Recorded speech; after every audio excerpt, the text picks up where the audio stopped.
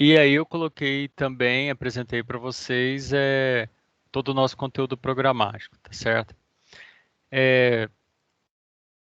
Hoje a gente começa com o nosso primeiro conteúdo e eu vou disponibilizar para vocês também como conteúdo complementar, alguns vídeos que vai ajudar vocês a entender melhor essa primeira nossa aula. Essa primeira aula, na verdade, ela é uma introdução, uma reflexão sobre a questão econômica, né?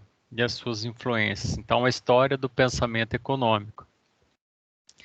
É, Quando eu vou estudar a história do pensamento econômico, eu tenho um livro aqui com esse nome, de Robert Hale Bronner, que é bastante interessante, que ele vai contando vários aspectos relacionados a, a essa evolução aí do pensamento econômico.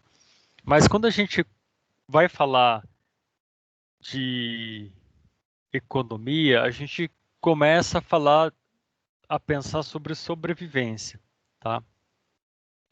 Sobrevivência, ela é o, um ponto central quando se trata de economia, porque economia a gente vai ver na próxima aula estudar voltada praticamente só para a questão conceitual, mas a economia ela está relacionada à utilização que você faz dos seus recursos, né? Como que você vai utilizar esses recursos, sendo que esses recursos são escassos, né? Então é importante saber ter essa ideia em mente. Nós não temos recursos infinitos, então nós temos que saber utilizar o recurso que nós temos disponível e aí você vai ter que decidir onde que você vai querer aplicar o recurso que você tem disponível, né?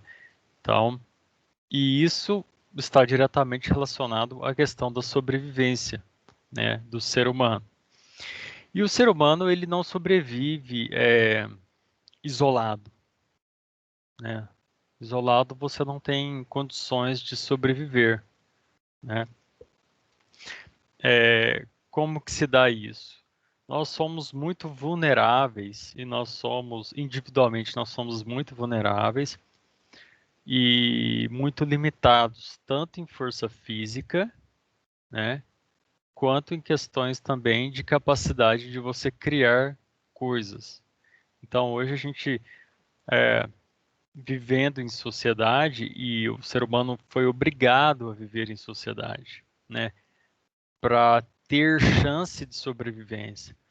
Então, no início das civilizações, você não tinha pessoas vagando sozinhas aí pelo mundo tentando sobreviver. Você tinha pequenos grupos, né, pequenos núcleos familiares que se juntavam e eles iam aí andando aí procurando locais mais propícios para a sobrevivência. Então, saíam aí coletando alimentos, caçando e tudo mais, até eles começarem a dominar, né, o cultivo do alimento, né?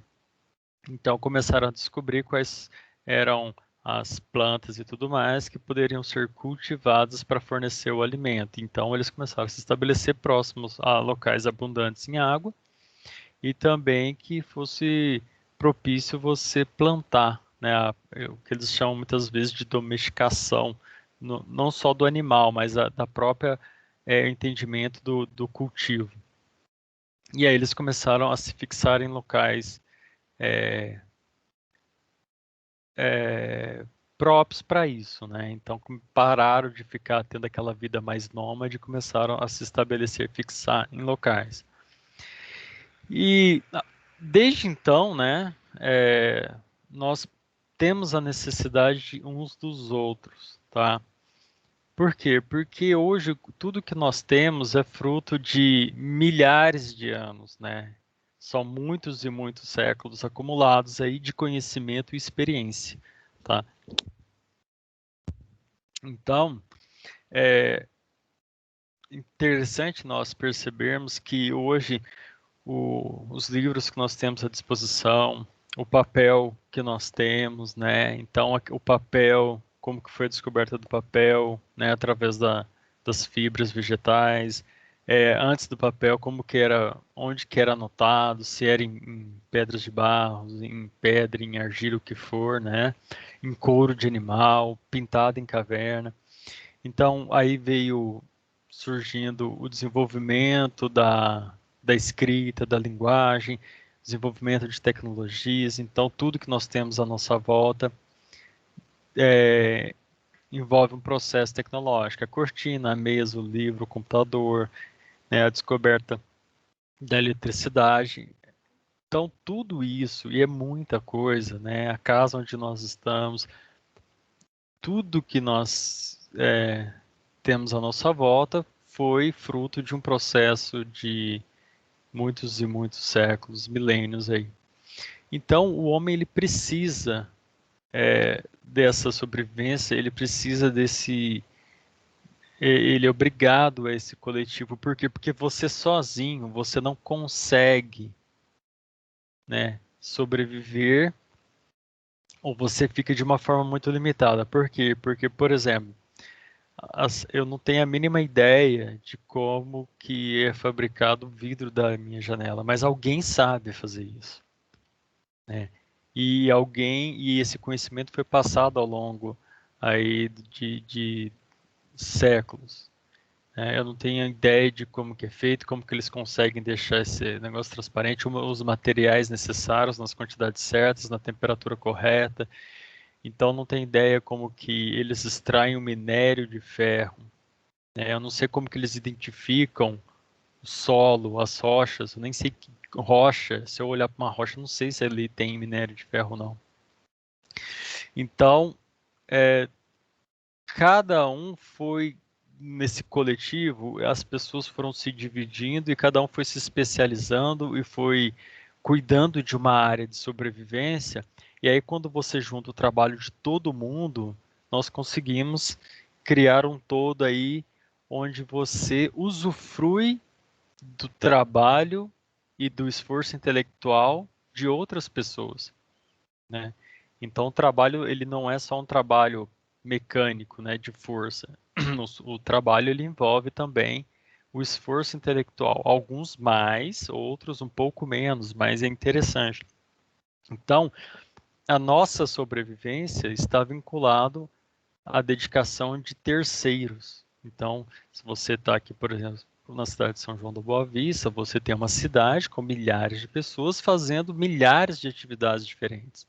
E aquilo que não é produzido ou desenvolvido tecnologicamente aqui vem de outros centros exteriores, né? Então, essa ideia de sobrevivência, né, ela está intimamente ligada à ideia de economia, pelo fato de que você tem recursos e esses recursos, sendo escassos, precisam ter a melhor utilização possível, né? Partindo disso, né,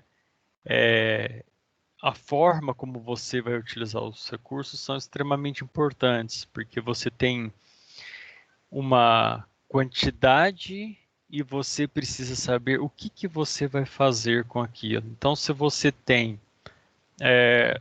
uma quantidade de plantação, uma quantidade de animais, você tem uma quantidade de pedras, você tem uma quantidade de madeira, qual que é a melhor utilização que você dá para isso? Às vezes isso fica mais claro quando a gente assiste filmes, a gente vê seriados em que se passam em épocas antigas, né? Então, você vê que a luta do ser humano por muitos séculos foi pela sobrevivência. Hoje, nós estamos muitas e muitas vezes em condições muito mais confortáveis do que foi ao longo dos séculos, né? Então, você imaginava que o pessoal que vivia na Escandinávia ali, os vikings, eles tinham escassez de madeira, eles enfrentavam o problema do frio, dependendo do lugar que eles iam, não tinham tanta madeira disposta assim. Eles criavam barracão em comum, alguns dormiam no chão, amontoados, eles tinham que dar a melhor utilização para os animais que eles caçavam, eles tinham que saber salgar a carne para manter aquilo o máximo possível, para eles passarem épocas que seria difícil a caça. e eles, nos períodos mais quentes, eles saíam para comercializar o que eles conseguiam extrair para trocar com outras culturas, né? Eles, no caso dos vikings em especial, eles também faziam alguns saques e tudo mais. Então, o que que acontece? É uma luta pela sobrevivência. Então, cada povo de cada civilização tinha seus desafios aí de acordo com o momento que eles viviam e com as circunstâncias exteriores, né? E nós descobrimos ao longo desses de toda essa existência, três formas da gente sobreviver e organizarmos, tanto socialmente quanto economicamente, a nossa sociedade. Então, eu tenho um vídeo gravado específico sobre isso, mas é importante já ir adiantando. Essas três formas são as seguintes: você tem a tradição como uma forma de você manter uma sociedade coesa e que seja possível a sobrevivência e a organização econômica. Então, em sociedades que eles denominam como tradicionais, são sociedades onde não há variação no status quo. Isso significa que, dependendo aonde você nasce, a família e tudo mais, você vai passar a sua vida toda naquela condição. Não há mobilidade social, não há possibilidade de você criar alguma coisa com a sua capacidade intelectual, com a sua criatividade, com o seu esforço, e você almejar condições melhores de vida. Você está preso naquele núcleo, naquele sistema que você nasceu. Então, a sociedade feudal ocidental, né, que nós tínhamos os senhores feudais. Então, após a queda do Império Romano, o território foi dividido em várias partes, estava todo mundo largado, então essas partes foram se organizando militarmente para a defesa e foram criando-se os feudos, né, onde você tinha os suzeranos, os vassalos, e aí o que era o senhor feudal? Ele ia fazendo alianças com outras pessoas poderosas na busca da defesa de ataques externos, né? Então, nesse sistema feudal, você tinha uma grande chance de nascer em família de camponês, no qual você teria como perspectiva de vida dar continuidade ao trabalho do seu pai, né? Então, você tinha ali o camponês que ia cuidar da terra, ia fazer trabalhos artesanais, e ele cultivava a terra, ele pegava uma parte para ele para sua sobrevivência, com pouco excedente, e alugava essa terra de quem era o dono, o proprietário, que era o senhor feudal. Então, um exemplo de sociedade tradicional é uma forma de que você não tem uma mudança no seu status, né? Você vai fazer o que seu pai fazia, o seu pai faz o que seu avô fazia, e aí você tem essa sequência. O seu filho tem essa mesma perspectiva de vida, tá? A Índia também, por milhares de anos, tem esse sistema, né? A Índia é famosa também por esse sistema de castas, né? Na verdade, em vários lugares do mundo você consegue identificar essas sociedades que funcionavam e ainda tem influência dessa tradição. Então, na Índia, você tem famílias que elas fazem a produção de seda que já tem milhares de anos. Então, a família desenvolveu e tem um conhecimento de determinadas tecnologias. Então, tem famílias que são dedicadas a fazer tais trabalhos. Então, há vários tipos de castas e essas castas estão atreladas também a questões religiosas, né, do hinduísmo. Então, você nasce na casta, você encarna na casta no qual é necessário você ter aquele tipo de trabalho. Mas é mais ou menos isso, né? Então, são sociedades tradicionais. Então, você tem exemplo da tradição como uma forma de você organizar e manter uma sociedade funcionando. Há também outras duas formas. Outra forma que você tem é através da força, através de governos que vão utilizar da força para impor a ordem e o funcionamento econômico. Quando o econômico é você fazer a utilização dos recursos, qual que vai ser o encaminhamento que você vai dar a eles. tá? E aí você tem alguns exemplos de sociedades. Nós muitas vezes temos ideias de sociedades modernas, mas também sociedades muito antigas já utilizavam a força. Então, quando você vê que uma civilização invade a outra, pega escravos e tudo mais, você está tendo um exemplo aí também de força. Então, você pensa que a construção, né, das pirâmides do Egito ali, isso eu até cito na aula gravada, aquilo ali foi um empreendimento difícil de se realizar, porque você transportava pedras com toneladas para se construir. E aquilo ali foi uma ordem. Quem estava construindo as pirâmides não estava feliz em estar participando desse trabalho, né? Ninguém queria estar no deserto ali, trazendo pedras, sabe-se lá de onde, né? E fazendo uma construção daquela magnitude. Então, aquilo ali foi utilizado uma força, uma mão de obra escrava, né? Que foi submetida à realização daquele trabalho. E ao longo da história você detecta várias formas, várias utilização dessa mão de obra forçada. Em alguns regimes totalitários também você tem isso. Por exemplo, na União Soviética você tinha a utilização da força, né?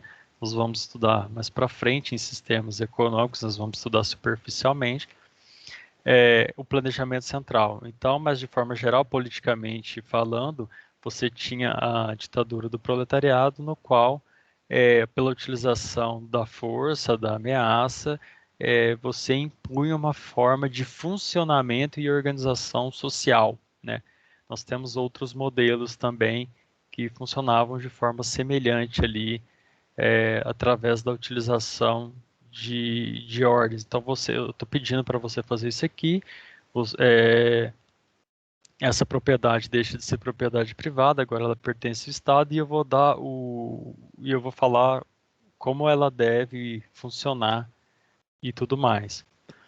Só que nós temos essa terceira opção, que é a opção que ela foi evoluindo de uma forma natural, mas também bastante confusa.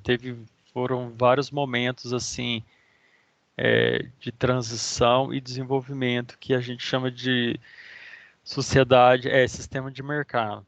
O sistema de mercado é um sistema no qual você tem uma livre transição, no sentido de que você pode sair de uma condição difícil e almejar uma vida melhor através da sua capacidade, através da sua inteligência. Se você conseguir oferecer para a sociedade, de modo geral, alguma solução ou algum produto que interessa, então você tem a possibilidade de sair de condições mais difíceis de sobrevivência, de pobreza e tudo mais, e você consegue até chegar em grandes posições através do seu esforço e tudo mais. E nessa sociedade de mercado, cada um faz o que quiser, é livre para escolher o que pretende fazer, mas as pessoas fazem aquilo que elas percebem que é mais vantajoso para elas. Então você escolhe o que você acha que vai te proporcionar uma vida melhor, ou o que você queira fazer, né? Isso vai depender muito. Então, e ao longo desse surgimento desse sistema de mercado foram séculos, foram muitas dificuldades, muitas batalhas, porque o comércio, embora ele sempre existiu, você consegue detectar ele alguns milhares de anos antes de Cristo.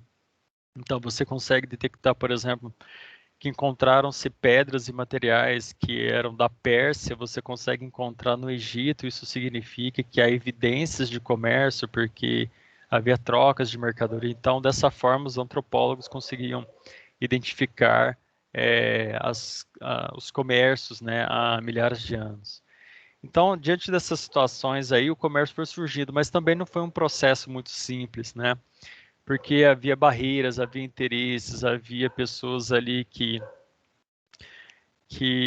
dificultavam muitas vezes o surgimento. Então, muitas vezes você tinha grupos de interesse que dominavam determinadas sociedades e que viam como ameaça o surgimento de rivais, pessoas que estavam ganhando dinheiro. Isso foi uma afronta, inclusive, às sociedades tradicionais, né, onde o status quo era mantido. Então, você imagina pessoas que poderiam ser de famílias nobres, e isso há muitos séculos atrás, e elas não lidavam com questões comerciais, elas possuíam terras e tudo mais, títulos, estavam em volta do poder político, mas elas em si não sabiam usufruir de todos esses bens. E você pegava os comerciantes que lidavam, iam ficando ricos e eles começavam a ascender socialmente. Então, houve um choque ali de interesses entre a crescente classe comerciante, né, que ia ascendendo socialmente e através do comércio e tudo mais, e tinha as classes de status quo, que era a nobreza e que também vinham como ameaça. E além disso, também você tinha algumas questões até de concepções de vida, você consegue ver influências externas sobre o pensamento. Então, o comércio era muito sofrido, porque ou você, além das cidades possuírem pesos diferentes, medidas, dinheiro diferente, moedas diferentes, você tinha um risco de comercializar, que você saía para comercializar, a quantidade de pessoas, de bandidos que você poderia encontrar no caminho era muito grande. Então, haviam caravanas e haviam mercenários que faziam a proteção dessas caravanas comerciais. Então, não era fácil você sair daqui e ir para uma cidade vizinha, né? Então, foram muitas dificuldades enfrentadas nesse sistema de mercado que foi aos poucos e ao longo dos séculos evoluindo, e aí a gente vai mudando para modelos cada vez mais sofisticados, vamos dizer assim, do que nós conhecemos hoje no sistema de mercado. E aí, diante de tudo isso, a gente consegue começar a entender as formas como a própria sociedade foi desenvolvendo e achando alternativas para a sua sobrevivência. Então, essas formas de organização econômica e social, elas estão atreladas diretamente à questão da sobrevivência, né? É a forma como você vai utilizar os seus recursos. E nós vemos que, ao passar dos séculos, nós temos a concepção de muitas ideias foram mudando. Então você tinha uma concepção de que, por exemplo, terra, você tinha muita terra, mas a terra, lógico, ela sempre possui um valor monetário e tudo mais, mas ela não tinha sido vista como uma forma agressiva de investimento, de empreendedorismo. Então, ao longo dos séculos, as concepções foram mudando a respeito, por exemplo, de capital, do dinheiro, da utilização do dinheiro, né, da utilização da terra, a concepção que se tem a respeito de trabalho e tudo mais. E quando você tem a curiosidade de começar a estudar mais sobre essa história do pensamento econômico e o desenvolvimento disso tudo, você consegue perceber toda essa evolução, essas mudanças, essas concepções. Alguns conceitos que a gente utiliza em economia, por exemplo, eles demoraram mais de século para se chegar a uma conclusão. Então, quando você fala na simples ideia de oferta e demanda, isso não é uma coisa assim simples de observar. Depois que a gente observa um conceito e vê o tanto que ele é simples, você rapidamente consegue entender ele e acha que isso foi criado num estalar de dedos da noite para o dia. Mas esse conceito, por exemplo, ele demorou um século, para se chegar à conclusão e a um acordo que realmente nós entendemos do que seria uma oferta e do que é uma demanda, porque você teria concepções diferentes na cabeça de alguns autores, que às vezes se referia à demanda, mas não era o mesmo entendimento de demanda que outro economista ou outro pensador filósofo. Na verdade, economia, como economia mesmo, ela surgiu recentemente, ela sempre existiu, mas ideia como profissão e filosofia de pensamento, vamos colocar assim, ela é bastante recente, tá? E aí você tem esses séculos lento e constante de aprimoramento na forma de sobreviver, de se relacionar, das pessoas se protegerem e estabelecerem justiça e ordem social, né? E junto a tudo isso, é importante destacar o desenvolvimento das tecnologias, né? Então, lentamente as tecnologias foram surgindo, né? E tudo mais. O século XVIII, ele acaba sendo um dos períodos mais importantes, porque ele é um divisor de águas em muitas questões. O século XVIII é um século de agitação total. É um século que você consegue observar melhor uma ruptura no mundo, que o mundo mais lento, um mundo mais voltado a costumes e entre várias outras coisas, né? E o século XVIII ele rompe com tudo isso, porque o século XVIII você tem ideias novas que chegam ao mundo e agitam o mundo, você tem desenvolvimento de tecnologias, então você sai de um sistema de sobrevivência do mundo no qual você tinha o artesanato e a produção feudal, e você imagina você trocar as guildas que reuniam alguns artesãos e produziam cadeira, produziam os produtos que eles necessitavam. E você percebe nesse século pessoas que passam de artesãos para industriais. Então você tinha artesãos que tinham uma guilda e eles montam uma fábrica. Você tinha pessoas que trabalhavam aí e eles viram os trabalhadores dentro dos centros urbanos, as pessoas, muitas delas saem do campo e vão para o centro urbano em busca de uma melhor condição de vida também, né? Então existem várias coisas acontecendo ao mesmo tempo no mundo e o mundo ele acaba entrando numa era acelerada, onde há uma alteração na forma econômica, na forma de utilização dos recursos e também na forma como eles são distribuídos para a sociedade. Você tem uma percepção também muito interessante que você sai da, do pensamento predominante, que é o do mercantilismo, né, o mercantilismo, que ele passa ali pelas navegações, pela estabelecimento de colônias, né? Você tem também autores do mercantilismo que defendem a escravização como forma de baratear os custos de produção. Então você tem esse pensamento, ele é rompido, porque o mercantilismo ele prega o acúmulo do ouro. O mercantilismo ele é voltado para uma mentalidade de fortalecimento dos estados nacionais, no qual aqueles senhores feudais se organizam, se juntam e começam a formar os estados nacionais. Então, começa a surgir de uma forma primitiva o que seria hoje a Espanha, a França, a Alemanha, a Itália, né? Então você começa a perceber a Holanda, o surgimento desses estados nacionais, né?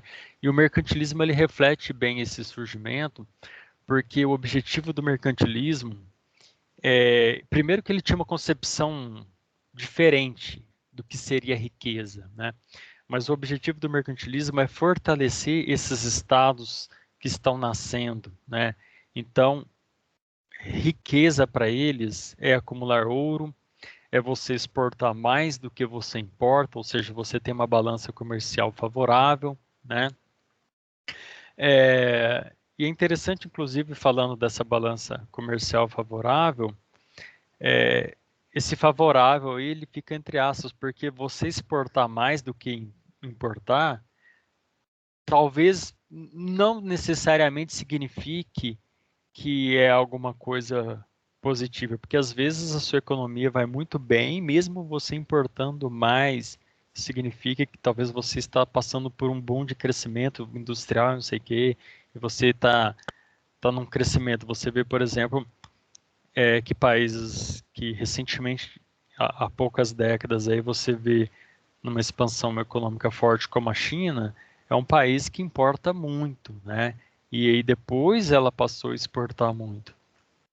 Então você vê que essa ideia de exportação também já tem no mercantilismo. Manter custos baixos, né, era uma ideia que predominava. Por quê? Porque para você exportar mais, você tem que ter produtos mais baratos. Então, isso era um dos focos também do mercantilismo. E para você ter custos mais baratos de produção, qual que é uma das alternativas que você tem? É você manter a mão de obra barata. Então, você procura manter os salários baixos, né? Em alguns casos, alguns autores de pensamento econômico defendiam a utilização de escravos como forma de baratear e fortalecer o Estado, tá? E é interessante que foi nesse período, nesse século XVIII, que nós temos uma transição muito forte e uma alteração muito grande desse pensamento econômico, né? Você tem o aparecimento do livro A Riqueza das Nações de Adam Smith, né? O Adam Smith, ele ele foi um divisor de águas dentro da história da economia e do mundo, porque a partir do momento que Adam Smith publica a sua ideia, o livro dele, A Riqueza das Nações, não se trata exatamente de um livro de economia, porque no livro você vai encontrar vários pensamentos, ele fala sobre outros aspectos, questões sociais, questões filosóficas, e é um livro muito grande e até confuso, né? Mas foi um livro que revolucionou, que marcou a época, porque Adam Smith ele altera a visão do mundo sobre o que de fato é riqueza. A riqueza até então era o rei ter dinheiro em caixa. E por que a preocupação era essa? Porque dinheiro em caixa significa que você tem poder militar. Então, se a Espanha tinha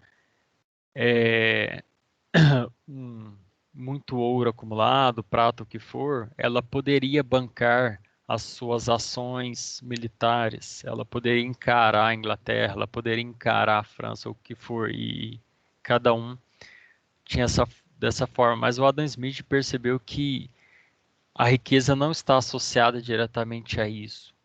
Então, esse livro dele, inclusive, eu quero disponibilizar material auxiliar, eu quero gravar um vídeo pequeno de uns 15, 11 minutos, só sobre o Adam Smith, porque é interessante compreender melhor esse livro dele e essa personalidade.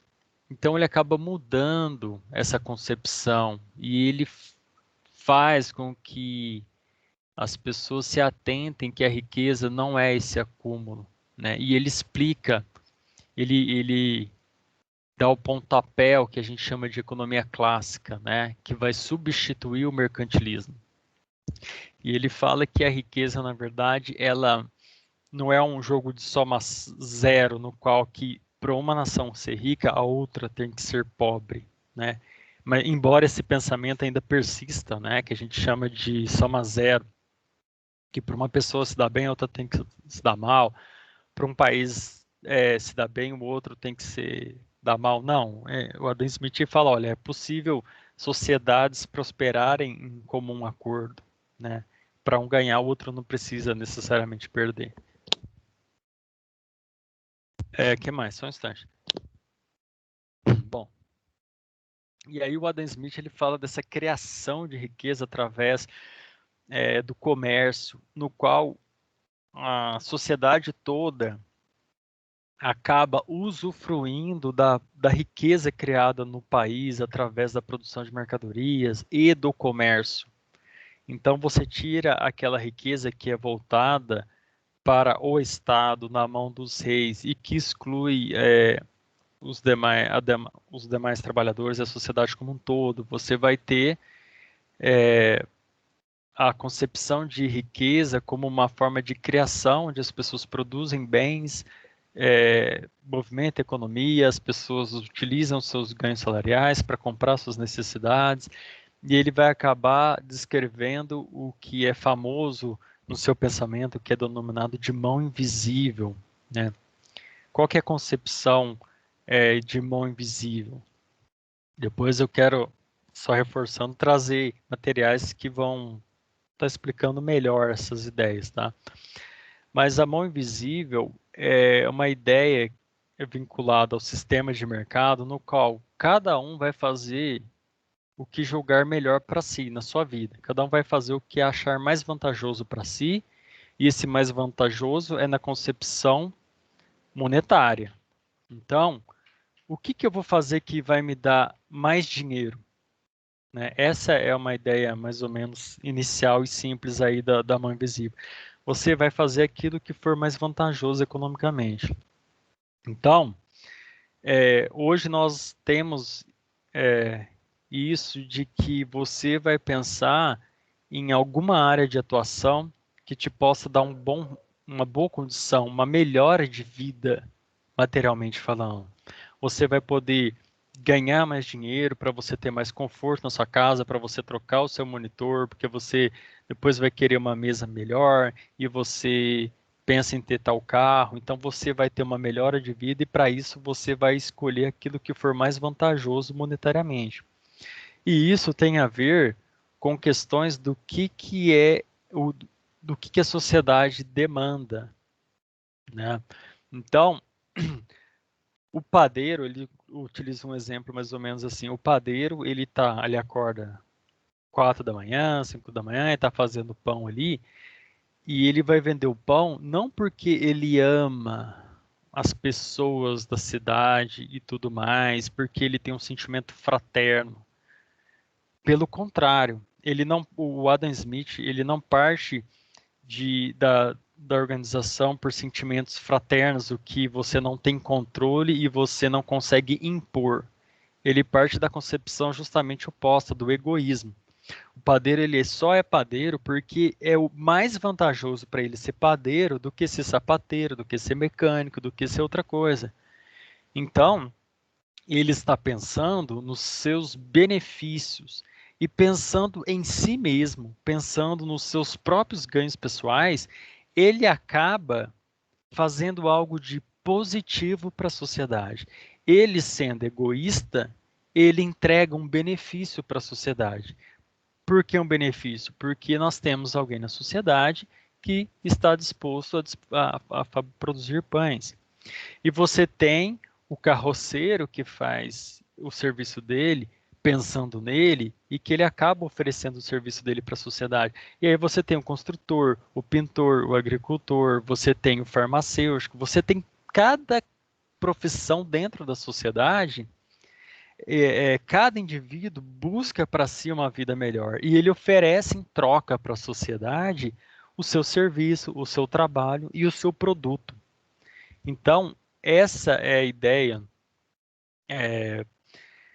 do sistema de mercado. E a mão invisível dentro desse sistema, ela vai altamente ajustando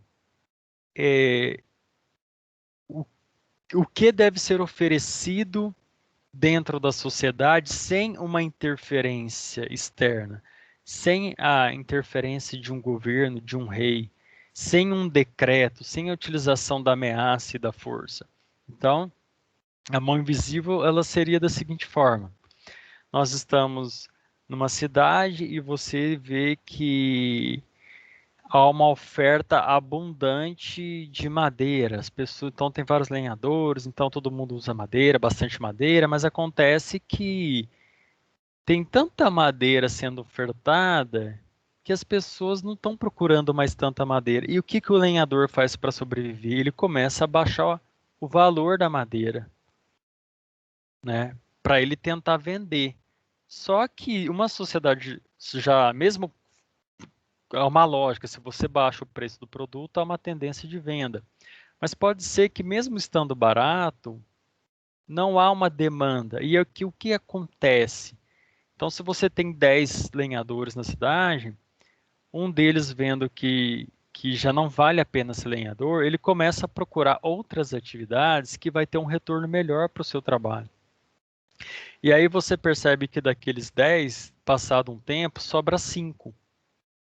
porque aqueles outros 5 foram se dedicar a atividades que têm um retorno financeiro melhor, que têm condições de propiciar uma vida melhor para ele. Então, um foi virar criador de gado, o outro foi trabalhar com pedra, o outro e mármore e tudo mais, e o outro foi virar não sei o que, foi mexer com couro, curtir couro.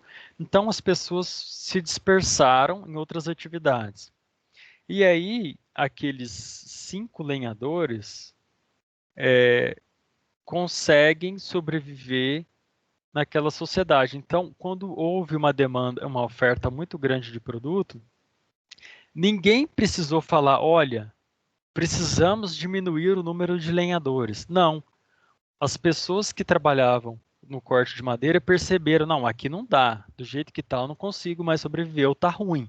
Eu vou procurar uma outra atividade que seja mais interessante para mim.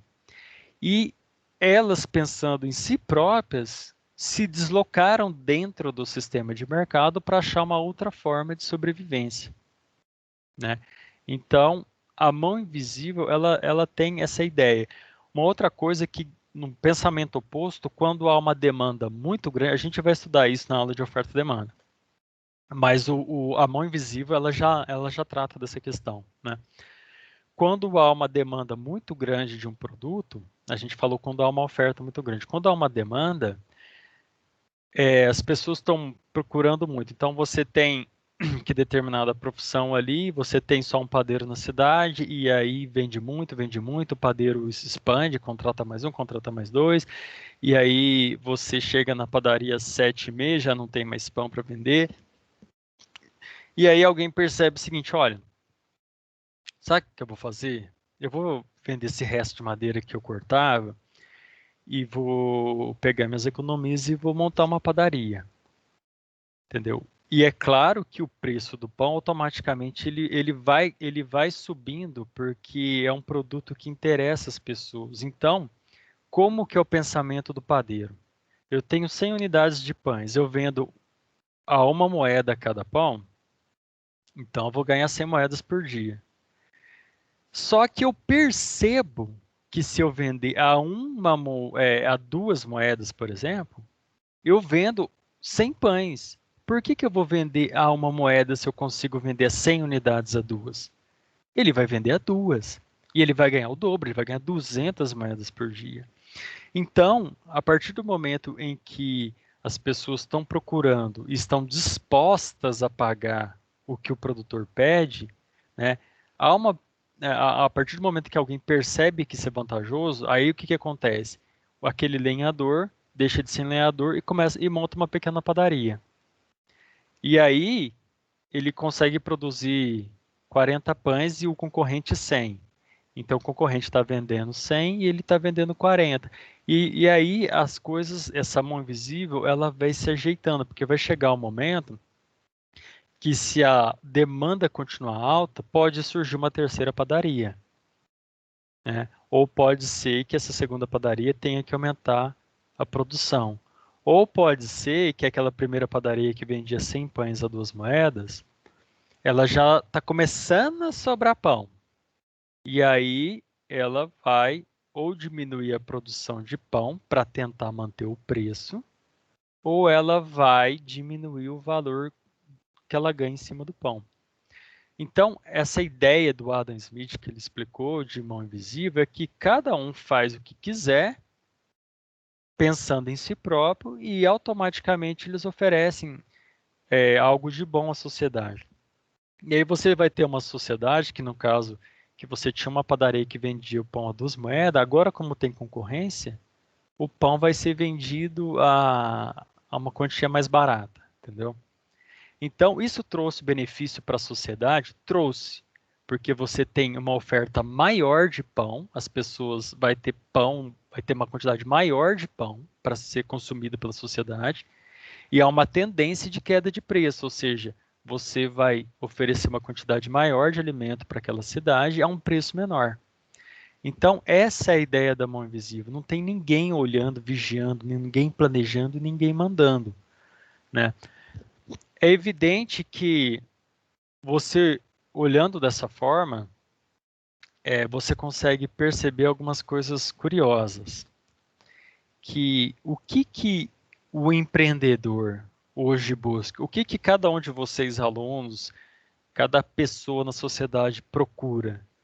Todos nós procuramos identificar demandas não satisfeitas dentro da sociedade, dentro da cidade, do bairro, entre colegas, no mundo todo, porque hoje com conexão as coisas estão interligadas. Então, você imagina que certamente há em São João da Boa Vista, certamente há negócios que, se forem realizados, serão muito lucrativos e qualquer um de vocês, alunos, pode ganhar muito dinheiro.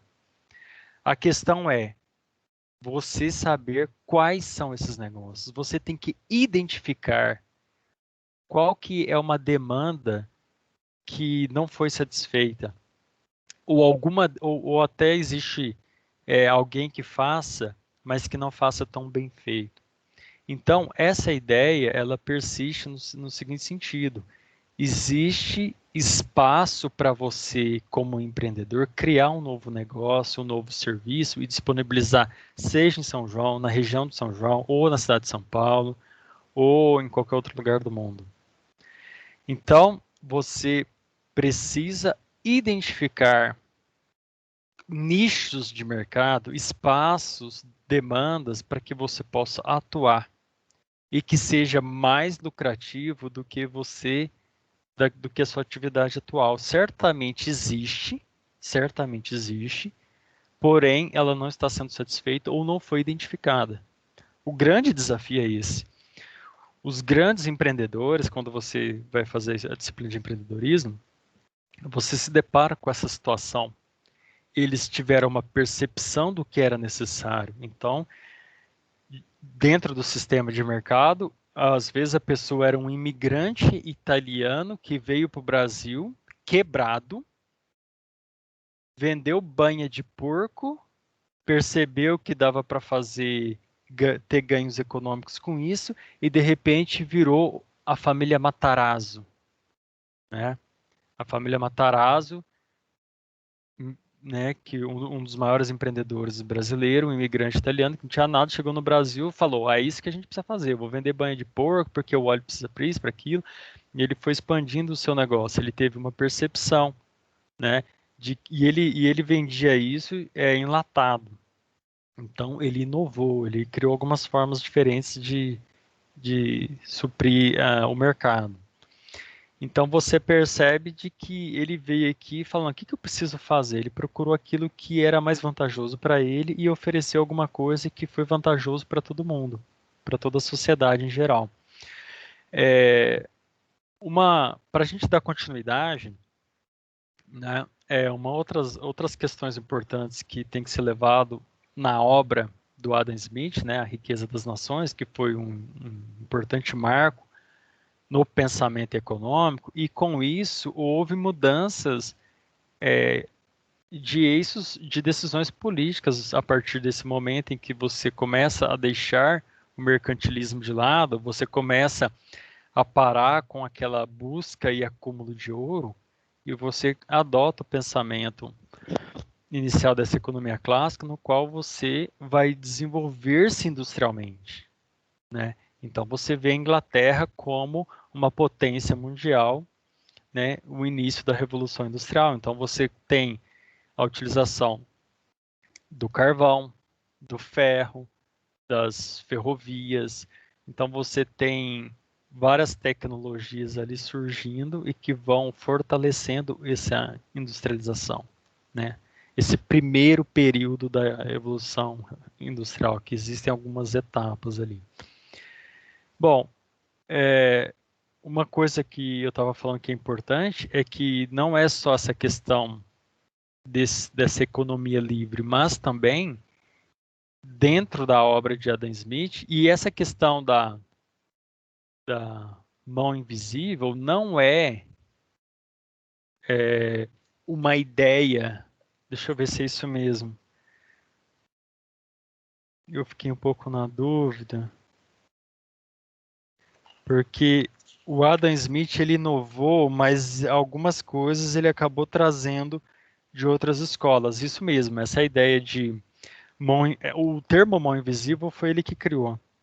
Mas essa ideia de um sistema que se autoequilibra não é originário do Adam Smith, sim da própria escola dos fisiocratas, né? Que a gente vai ver também que era uma escola de economia que achava que a Terra é a grande produtora de riqueza. Bom, mas atrelado a esse pensamento da escola clássica, você tem a baixa interferência política na economia, né? Então, Adam Smith foi uma pessoa que ele lutou ali para que o Estado não se envolvesse e não interferisse em questões econômicas, mas principalmente ligado à ideia de que o Estado não deve favorecer nem intermediar, né, com a iniciativa privada, tá? E é uma coisa que hoje nós sempre vemos e persiste. Isso é um mal, né? Isso é um mal. Quando você vê muitas vezes esses laços entre iniciativa privada e Estado, e isso é muito perigoso, tá? Perigoso porque isso gera corrupção, isso gera os campeões nacionais. Aí você tem o Debrecht, você tem o Eike Batista. Então você tem que tomar muito cuidado com essas relações entre iniciativa privada e o Estado, tá? Então, o Adam Smith ele não via com os bons olhos, assim como a escola clássica de economia e outras escolas posteriores achavam que deveria evitar essa interferência política aí dentro da questão econômica. Existem escolas econômicas que são bastante é, intransigentes com relação a isso. Não, o Estado não deve ter absolutamente interferência nenhuma. Outras falam, ó, ele tem que fazer as funções dele. Isso aqui não é da conta dele. Outras falam, olha, ele tem que interferir só se for necessário. Ele tem que deixar as coisas correrem soltas. E aí você vai de um ponto a outro. Ah, ele tem que interferir sempre, meter o nariz e fazer isso, e se ele achar que tem que fazer isso, ele faz. E outras acham que o Estado tem que ser absoluto e prover tudo. Aí a gente já está no extremo. Então você tem desde o anarcocapitalismo até o comunismo. Então você pega esses extremos e você tem ali uma faixa bastante grande, viu, de várias escolas ali e linhas de pensamento que vai de um lado a outro em relação a essa interferência ou não na atividade econômica. E a atividade econômica, só lembrando, ela é uma forma de organização, ela dá um sustento para uma organização social e ela provê a sobrevivência do indivíduo, tá? Então é bom lembrar, voltar para a questão da sobrevivência aí para lembrar desse detalhe importante. Bom, e o Adam Smith, ele então acabou incluindo na riqueza toda essa ideia da sociedade como um todo, tá? É, olha, Thomas More, eu vou ter que dar uma olhada para ver em qual deles se encaixa, porque eu quero disponibilizar para vocês, dentro desse nosso raciocínio, depois dos mercantilistas e desse divisor de águas da economia clássica, tem o Davi Ricardo, tem o Thomas Malthus também, que deu uns pitaco, e você tem outros pensadores aí. Eu acho que ao longo do curso a gente vai acabar vendo, né? Você vê que existem vários autores, né? Que, como eu falei, se você começar a pegar essa ideia de organização e sistema econômico, você vai achar uma quantidade muito grande de autores e que eles disparam e pensam para muitos dos lados, né? Então, como eu disse para vocês, você tem cada um achando e falando qual sociedade seria a melhor forma de organização, sobrevivência, né, e tudo mais.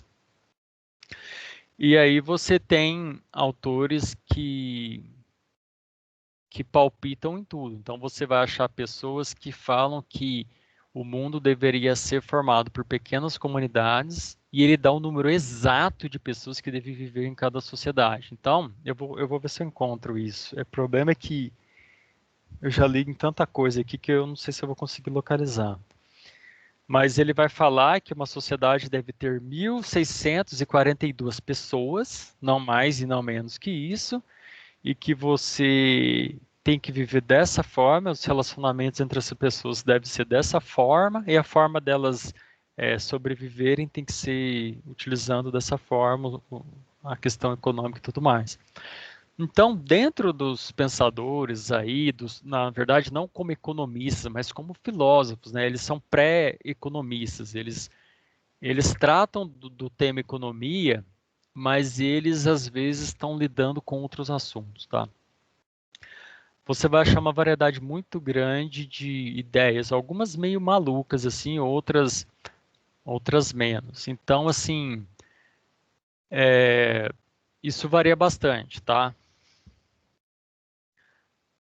O Matheus fez uma pergunta aqui, olha, eu acredito que não, cara. Eu acredito que não. Até até acho interessante assim, tem alguns autores que propõem uma questão mais libertária de econômica e tal, mas eu acho, eu não tô, eu com certeza também eu devo estar em alguma coisa ali entre essas faixas ali, mas o, acredito, como opinião pessoal, que no caso da sua pergunta que você relaciona ao anarquismo, eu acho que não dá muito certo, não sei, tá? Talvez eu precisaria estudar mais para conhecer melhor esses defensores aí, mas não sei se seria viável pela seguinte questão, tá, Matheus? Um ser humano, ele acredito que na natureza dele sempre vai haver o predomínio de uns sobre os outros, né? Por quaisquer motivos que sejam, ou por capacidade, ou por ambição, o que for. E você querer estabelecer um sistema onde você conta que todos vão se comportar de forma adequada, isso para mim é muito ilusório. Isso não pode ser sequer educado, né? As pessoas acham que é possível, talvez. Eu não vejo isso como possível, tá? Eu acho que é necessário regras e é necessário o mínimo de ordem ali, porque se alguém quebra a regra do grupo, você tem que ter alguma autoridade, talvez, que hoje a gente entende como Estado, para falar, olha, você quebrou a regra, isso não é permitido. Se, pelo que, o pouco que eu entendo do que você colocou aí como o anarquismo, isso seria inviável. E essa ausência de Estado você encontra, inclusive, nos dois eixos que eu coloquei para você. Nos dois eixos, é, eles acreditam que pode chegar a esse ponto. Nesses dois extremos, eles acreditam que é possível chegar a esse ponto de ausência de Estado. Mas aí, quando você olha para o ser humano, o comportamento humano, você tem dúvidas de que é muito difícil você colocar suas esperanças de que você não consegue confiar nem em duas pessoas, você vai confiar em milhões de pessoas que todas elas vão estar de bom grado, livre e espontânea vontade, fazendo o que é certo, entendeu? Eu acho exagerado, eu sou mais reservado com relação a isso. Eu não tenho tanta fé no homem a esse ponto de achar que nenhum deles vai ultrapassar o limite, nenhum deles vai ver uma oportunidade de se sobrepor sobre o outro, seja de qualquer outra forma. Então, é isso, tá? É, bom, deixa eu ver se tem mais alguma coisa aqui.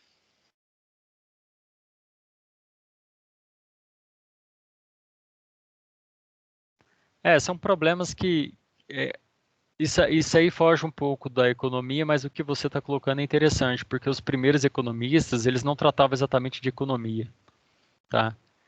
Eles lidavam com questões econômicas, mas eles pensavam em questões filosóficas. Então, o modo como o Matheus está colocando ali vai um pouco para esse caminho, né? Então, é difícil dizer, tá? É difícil dizer. Então, a gente só apresenta algumas coisas aí, vocês mesmos, por estudo e por preferências, vocês acabam cada um tendo as suas próprias ideias, né? A ideia aqui é a gente conhecer um pouco de cada e expandir um pouco mais o nosso conhecimento. Mas confesso que eu não tenho resposta para as suas questões aí, tá? São questões muito complexas e estão além aí do meu entendimento aí como professor, tá? É, então, já para a gente dar continuidade e ir partindo para o final, tá? É, vou procurar algum material complementar sobre disponibilizando aulas no YouTube. Inclusive, eu tenho 2 aulas no YouTube sobre a história do pensamento econômico, tá? E eu vou colocar isso no Moodle. Assim que tiver tudo ok, eu aviso vocês aí, tá? Vou colocar 2 aulas que falam um pouco sobre essa história do pensamento econômico, trazendo algumas coisas novas, tá? E vou ver alguns outros materiais. Eu gostaria de colocar para vocês um material também sobre o Adam Smith, que é bastante interessante, esse início da escola clássica de economia, né? Então é um rompimento com o mundo medieval, com o mercantilismo para uma sociedade industrial de, de no qual cada um faz o que quer e tudo mais, né? E por aí vai. Eu pulei um pouco a visão medieval de economia, mas você vai achar alguns autores. Na minha aula de história de pensamento econômico, tem algumas situações que tem um caso que fala desse aspecto mais medieval. Então, é interessante também você, durante a era medieval, você também tem concepções e filósofos que falam sobre questões relacionadas à economia. Às vezes o cara está escrevendo sobre justiça, pecado, o cara está escrevendo sobre pecado, sobre alguma outra coisa, e ele acaba esbarrando em alguma questão econômica. Ah, porque os juros, o lucro abusivo, então é interessante você ver esse desenvolvimento dos conceitos e da disciplina de economia, tá? Bom, eu acho que é isso. Vou disponibilizar o material complementar para vocês. A gente já passou um pouquinho mais da nossa 1 hora de aula. Eu gostaria de saber aí se está tudo certo, se alguém gostaria de fazer alguma questão, tem alguma pergunta. A próxima aula a gente vai entrar no conceito de economia, a gente vai falar só sobre o conceito, tá?